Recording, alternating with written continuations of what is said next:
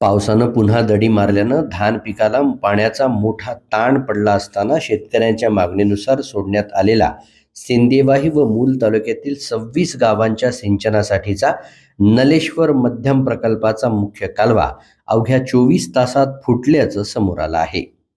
15 August रोजी दुपारी पाणी सोडल्यानंतर 16 ऑगस्ट रोजी संध्याकाळी 4 वाजताच्या सुमारास प्रकल्पापासून 500 मीटर अंतरावर 15 ते 20 फुटांचे मोठे भगदाड पडले.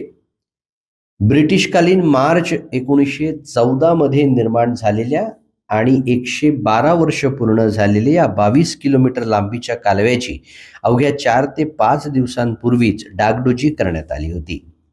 भेगा पडलेल्या ठिकाणी सिमेंट कॉन्क्रीट टाकून वरून केवळ प्लास्टिकनं झाकण्यात आलं होतं.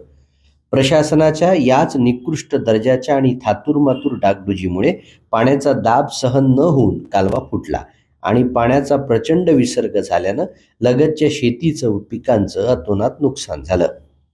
व्यवस्थापन समितीनं तातडीनं पाणी पुरवठा बंद केल्यानं मोठा अनर्थ टळला.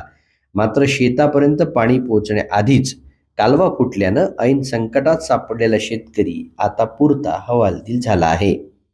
प्रशासनाच्या या ढिसाळ कारभारामुळे शेतकऱ्यांमध्ये तीव्र संताप असून तातडीनं नुकसानीची पाहणी करून योग्य भरपाई देण्याची मागणी शेतकऱ्यांनी केली आहे.